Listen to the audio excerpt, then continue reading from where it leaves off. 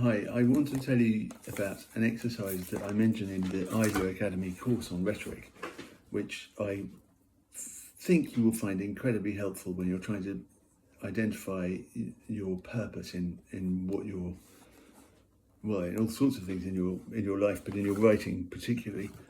And it's something that I think everybody probably struggles with. I struggle with it. I'll try to explain why do I struggle with it. I think I struggle with it because, like many people, I want to be nice. I want to seem nice. I want to be a pleasant, friendly chap. I know there are some people who don't care about that stuff much, but most of us care about that a certain amount.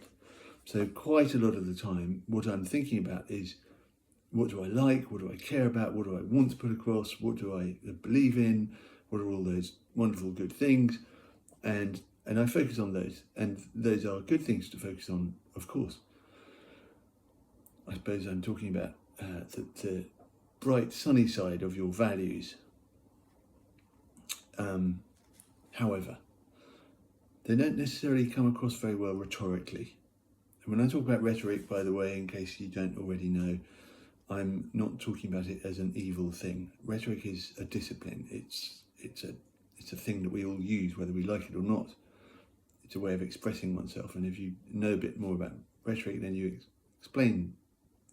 you understand what you're doing better. It's a bit like understanding how to use any number of different tools. If you don't know how they work, then you don't know what you can do with them. So rhetorically, we can describe the things that we believe in, or we can do this other thing, which I describe in the IDEA Academy course on rhetoric in the 21st century. I think that's what it's called. Quick plug.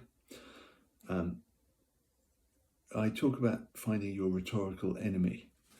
And just to be really clear, when I'm saying now rhetorical enemy, I do not mean necessarily, it could be, but mostly I don't mean a human enemy, a human being or group of humans.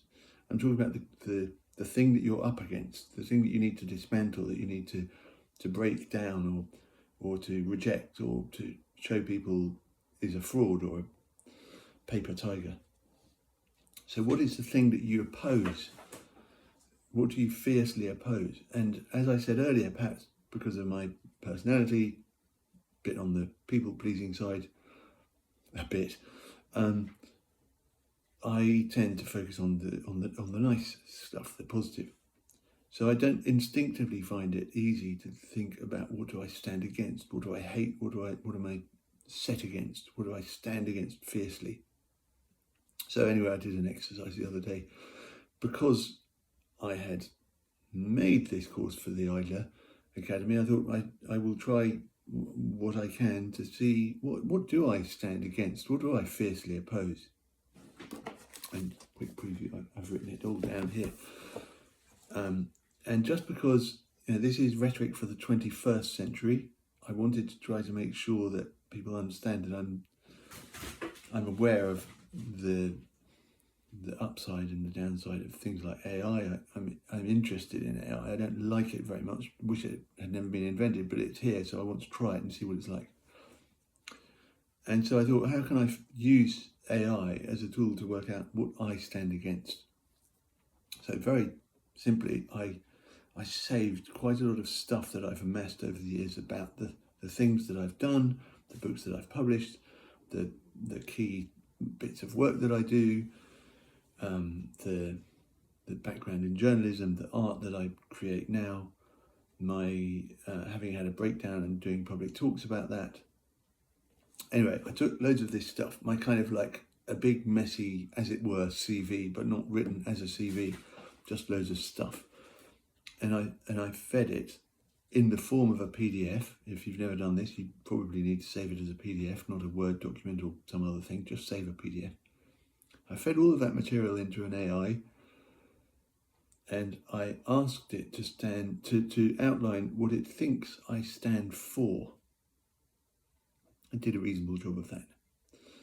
I tweaked it, as you often have to do with AI. You have to keep on asking it questions. You just ask questions as you would ask anybody, you say, can I have a bit more of this, or can I have a bit more of that? You don't need any special coding or anything. You just talk to it, and you will learn quickly that there is a better way to talk to it. It doesn't matter. It's really simple. So having asked the AI to say what I stood for, what I like, what I champion, I was really excited and puzzled to think, well, what do I stand against? What am I opposed to? So here we are. This is my draft manifesto, and I've crossed off the word draft. Decided that I'll stick with these for the moment. If I wrote a manifesto about myself, what in that manifesto, what would describe what I stand against, what I oppose? So I wrote, I fiercely oppose, and now I'll just tell you the 10 things. This happens to me, your list will be different. I'm telling you just so that you can maybe listen to this and go, mildly interested in what applies to Flintoff, but more interested in you and your own things that you stand against. So, I fiercely oppose the suppression of creativity and self-expression. I fiercely oppose the notion that art and writing are only for the talented few. I fiercely oppose the idea that struggle should be hidden or stigmatized.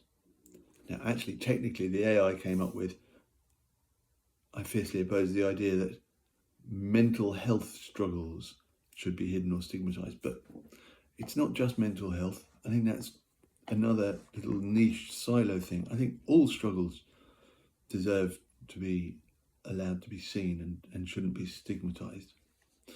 So I put, so correction, this is number 3, my version. I fiercely oppose the idea that not just mental health struggles should be hidden or stigmatized. Bit of a work in progress, that one. Number 4, I fiercely oppose the belief that speaking well is innate rather than something that we can all learn. Number 5, I fiercely oppose the separation of art from everyday life and work.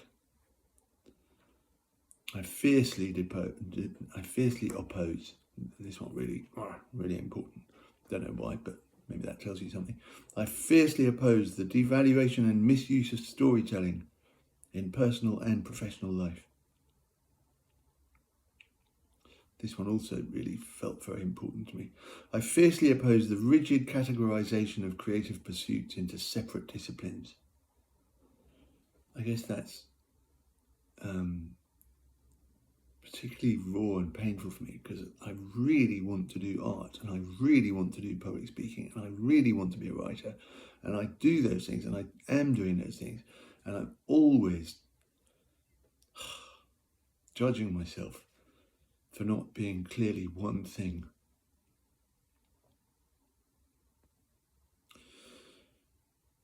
Excuse me. So, I fiercely oppose the fear of vulnerability in creative expression. I fiercely oppose the prioritization of profit over personal growth and community building. Hello community, I see you there. And I fiercely oppose the idea that a person's past determines their future potential. Yeah, that one's also pretty raw for me, because I suppose it's implicit in the idea that I've switched from being just a writer, to being someone who also tries to make art. And I feel like I'm,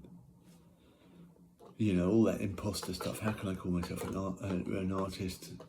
How can I even call myself a writer anymore? Because I'm not doing that full time. So I've done those things, and I can do those things. So I do fiercely oppose the idea that a person's past determines their future potential. Anyway, I thought I would I'd make this video because it's been on my mind for a long time. And I really wanted to share the idea that you might find something that makes you feel a little bit like choked up, if you want to, by doing something that might feel counterintuitive and not particularly like something you want to do, which is identifying the thing you oppose, that you hate, that you dislike. I don't know why I struggle with this so much. I always want to go on and accentuating the positive, but maybe I should just accentuate the negative a bit more.